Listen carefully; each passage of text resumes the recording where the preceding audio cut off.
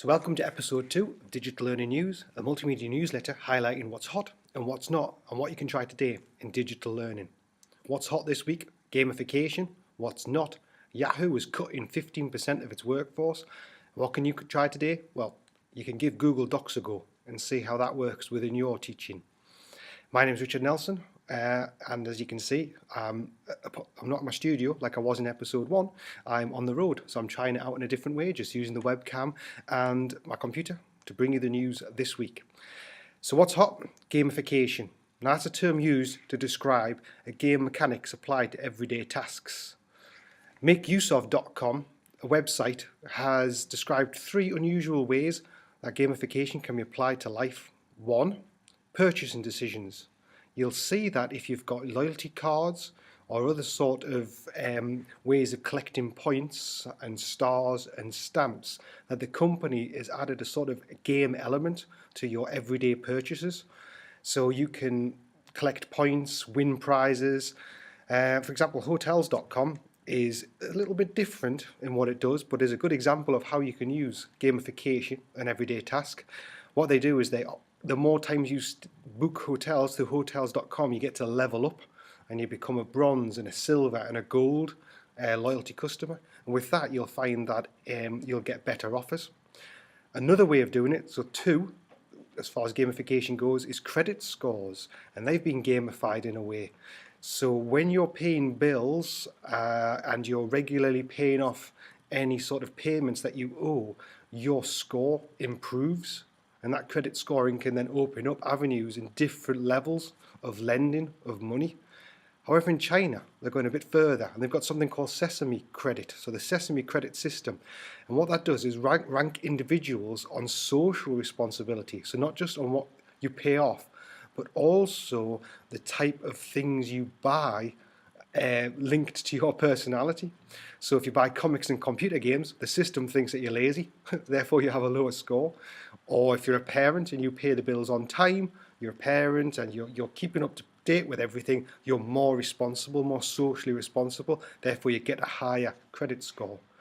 For us though, gamification in education is about engaging the learner. And this is especially important if you're doing online learning, because you can't see or motivate the person necessarily in real time. So how can you add a bit of motivational element or engagement? And that's where gamification can come in. So there's loads of ways of doing this, but it's all about engaging the learner by giving them points and rewards for doing really well, and then getting them to level up so they feel that they're becoming more and more of a better learner or more motivated to do the task. And in some cases you can put leaderboards on there, and that might work for some learners where other students can see each other's score and how they're doing on that leaderboard. DoYourLingo.com, it's a language website. What they do is they get people to work through the tasks to learn a language, and as they're doing that, they earn what they call lingo money.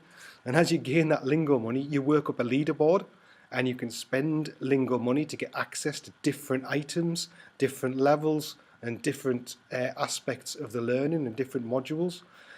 The other element of Duolingo is if you don't complete the task within the time, or you can't complete the task because you're not sure and you haven't done the learning, you will lose a life. And if you lose too many lives, you end up having to do the whole task again. So it gives you something like 3 goes at doing something. If you lose all that, you have to start the whole task again and work your way back up. So it has the element of reward and the element of that losing a life. So it's worth thinking about, can that be done within your learning? You can do it in the classroom, you can do it online, you can do it in lots of different ways. How can you add that little element of gamification and just see how it works with your learners? Give it a go, see what happens. What's not this week? Well, the Wall Street Journal is reporting that Yahoo's revenue is falling and it's struggling to grow its market in competition with Google and Facebook. They're cutting around 1,500 people and streamlining its business portfolio, so they're bringing what they do right down. How is that going to affect us? Well, you need to think about how often you use Yahoo. Do you use it often? What systems do you use via Yahoo? Do you use Yahoo Mail? How might that affect you if that system changes or there's more advertising revenue comes in? But also think of the other side of it. If you're using Google and Facebook, How often are you using that? And are you maybe helping and gearing towards this lack of competition? And once these big players get their teeth into it and have more power, they can start doing what they like. They're pretty much doing what they like anyway. So just have a think about that when you're thinking about what systems you're using today. So what can you try today? Well, one of my favorites is Google Docs. And it's just such a simple system to use for a number of different ways.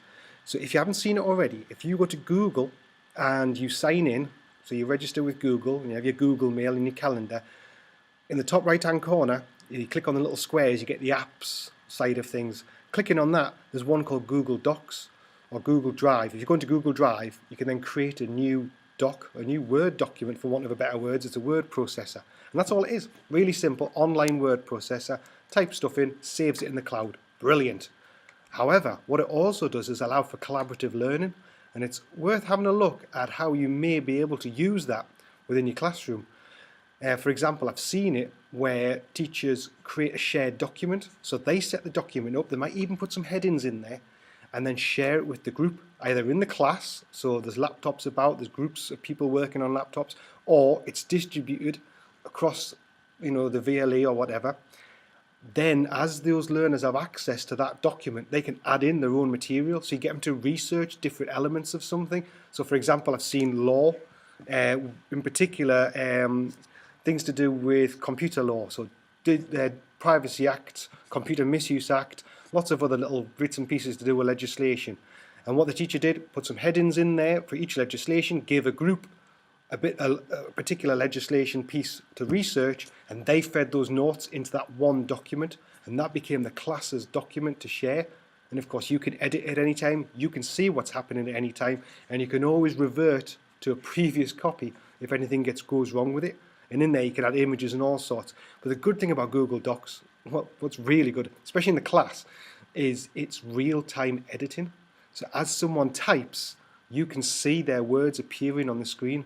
And that looks really good. If you've got it up on the board while everybody's working on it, you can see it building up in front of you, and they can down the right hand side, they can see who is being involved in the editing, so they can put their name against the different bits, and then people can then edit each other's and help with each other's literacy by correcting spellings and offering better sentence structure, etc. So it's a really, really good tool. Have a go at it today. Simple to set up, but a world of different options. So let me know how you get on with that. And if you find any other great digital learning resources we can all try today, let me know. You can follow Digital Learning News on Twitter using the hashtag Digital Learning News. And this newsletter is also available on the website at richardnelson.co.uk and downloadable as an audio via a podcast. And of course, you can watch the video on YouTube. So please contact me if you have any experiences of digital learning technology or ideas for future episodes, and we'll see where I am next when I bring this to you. So thanks very much. It's been Richard Nelson for Digital Learning News.